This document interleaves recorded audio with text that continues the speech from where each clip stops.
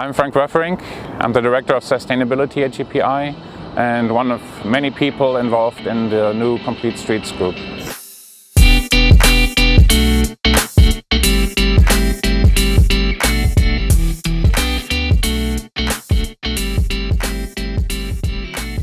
GPI just formed the Complete Streets group. This is a group that brings together colleagues from several disciplines and different markets. That's very important for us. We create synergies across our offices, get new ideas, new perspectives. Complete Streets is important for several reasons. Road safety is the number one. Economic development, possibly downtown revitalization is another. Active transportation is very important. Walking, cycling, making that possible on our streets.